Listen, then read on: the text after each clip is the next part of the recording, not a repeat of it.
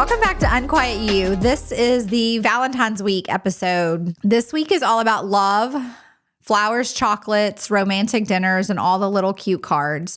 But today I want to talk to you about the kind of love that doesn't come in a box and it doesn't show up at your door with roses. I want to talk about you, how to love yourself and see yourself as, and how that shapes every relationship you'll ever be in, romantically or not.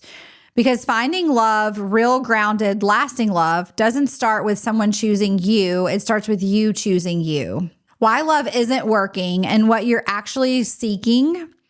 If you've ever found yourself wondering, why do my relationships never work? Why do I always pick the wrong people?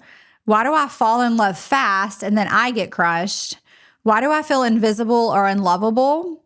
I want you to hear this with a completely open heart. Most of us are not looking for love. We're actually looking for validation. We want someone who makes us feel pretty. We want someone who makes us feel chosen, who makes us feel like we're wanted. We want someone who can make us feel like we're enough.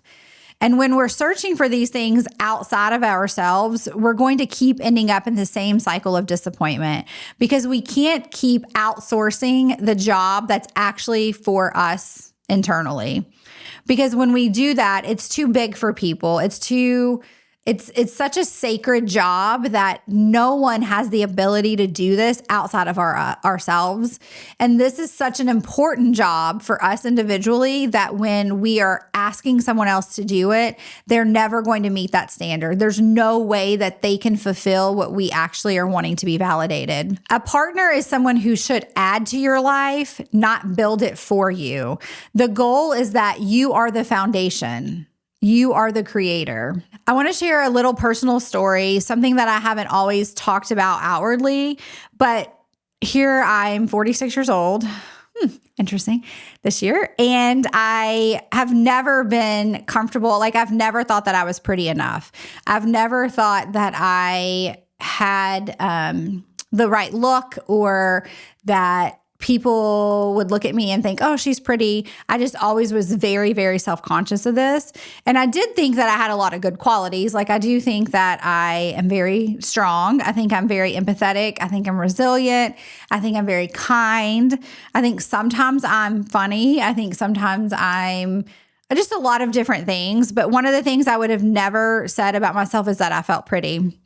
And anytime someone would compliment me, I would just kind of break it off or like brush it off by saying things like, well, you have to say that, or, you know, you don't really mean it. You're just being nice, those kind of comments. And every now and then, even now, I sometimes catch myself deflecting it instead of just accepting it.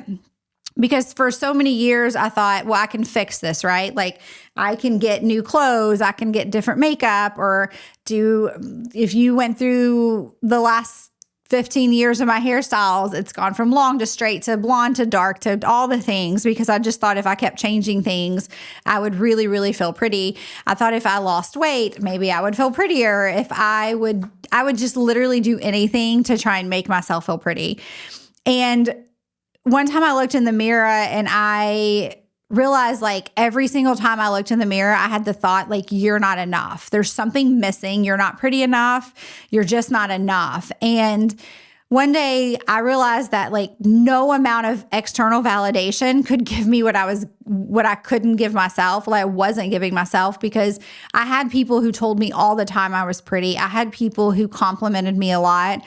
And clearly their validations weren't good enough because I wasn't able to accept it. And I always kind of brushed it off, right? So there wasn't a compliment, there wasn't a partner, there wasn't attention. There was literally nothing that could make me fill that void of wanting to feel pretty. And so I realized that I had to show up for me. I had to see myself differently, and I had to learn how to fall in love with me first.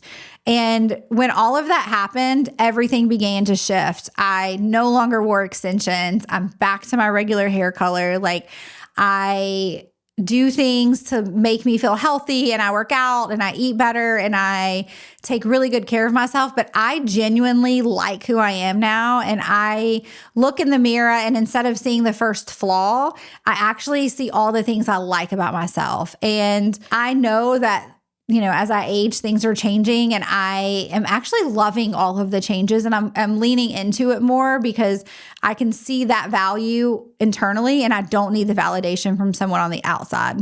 Every single one of us has something that we don't like about ourselves. It can be your body, your skin, your personality. It can be the way you react to things, how sensitive you are. It can be your mistakes, your past. Like, there's always so many things that we can find. If I ask people, like, tell me all the things that you don't like about yourself, they just spit them out really quick. But then when I say, tell me the things you do like, most people will spit out 2 or 3 and then kind of freeze. And the reality is that we do all have something, right? But we also have things that make us completely beautiful. That make us stunning to the world, that make us all the things that we had hoped and desired to become.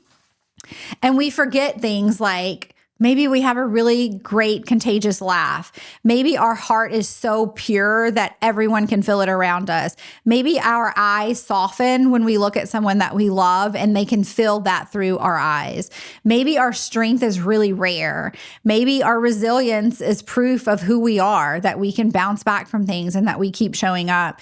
Even our quirks that seem crazy. Like, some people, that is the most unforgettable part about you, or the little quirks that they absolutely love about you. You don't have to be perfect to be lovable. I think this is really hard with social media. And a lot of women who come to me, they see this quote unquote perfect person on Instagram or Facebook or TikTok or whatever, and they don't think that they're at that same level. And so they start pretending and they start faking this life on social media, and then they're really, really upset because they're not getting the result they thought they would, or the result that they're giving this other person that they don't even know, but that looks perfect on the outside. And I never fault people who post really great pictures or women that are beautiful. I never fault those women, because I actually think they're showing you what's possible. They're showing you the lives that they've created. They're showing you the hard work that they've done. And whether we see the background or not,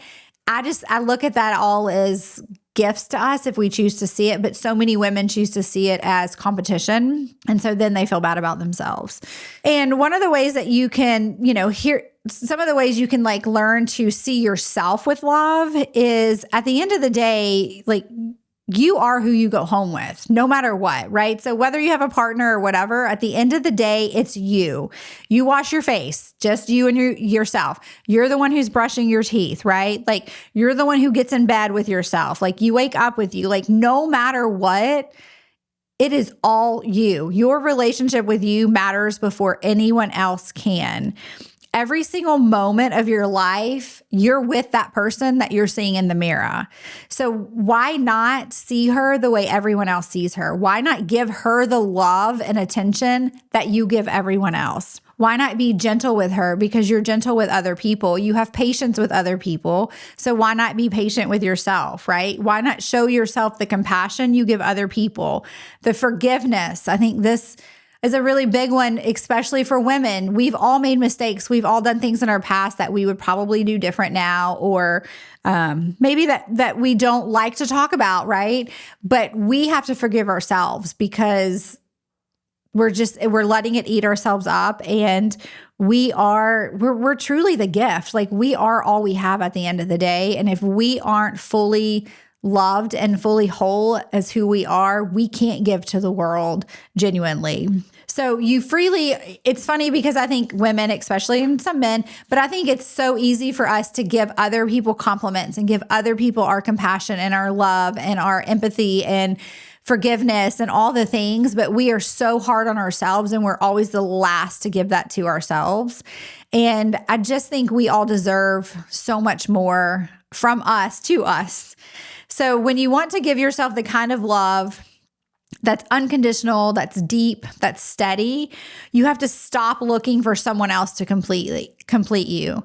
It is not someone else's job to love you to the extent that you need to be loved. You don't need them. It is not fair to ask another person to validate your emotions. That is all on you. You are never missing anything. Like, there's nothing missing inside of you right now to make you love yourself. Like, you have everything you need. all the gifts are inside of you. You just have to start recognizing them and loving yourself more. When you love yourself deeply and you start to see yourself as love, you choose better. You make better choices. You walk away sooner when the choice is not for you, right? You don't sit and let people walk all over you. You don't settle. You stop the settling. You stop chasing. You allow things to attract to you. You stop chasing things trying to get their attention. You stop begging for breadcrumbs. You stop dating the men who can't show up for you or that only call you on certain times. Like, you understand your worth and your value. You no longer play small. You're not going to shrink for someone else. You're not going to twist yourself into what someone else is molding. So you're not going to be with someone who wants you to be a certain way, knowing that's not who you want to be. You're no longer going to accept that. When you can love deeply yourself, the love that you attract becomes all of those things. It's a cleaner love. It's a healthier love. It'll be a steady love. It'll be a love that's very aligned with who you are and where you want to go. You don't look for love in someone to save you. You look for someone to stand beside you. I think that that's another really, really hard thing for some people to understand, is that when you fall in love with someone and you're looking for a partner and you're looking for that person you're going to be with, have them want to stand beside you. It is not their job to save you. It's actually exhausting. I think a lot of us can say that we've dated someone or been with someone in the past who we felt like we were trying to save them, right? Like we were trying to save them from making bad decisions or whatever it was, right? Like, oh, if we love them enough, it's going to save them. And it does not work out. And it's not our responsibility to save others, nor is it theirs to save us. So I always tell people, when you start dating and you find that person, make sure they stand beside you. Make sure they're not trying to save you or mold you into someone else. Love becomes an addition to your life, not the reason for your love, right? Or for your life. So love becomes, when someone else can love you, that's an addition. That's adding to. It's like, it's great because it's an add-on. It's not something you are lacking. And so we want to focus on adding to our life, not finding things that fix our life. A little Valentine's message for all of you on this week. Instead of focusing just on the typical roses, the dates, the romantic gestures, focus on the love story between you and yourself. Give yourself a compliment. Take yourself on a date. Write yourself a love note. This is something that is actually really fun if you start to do.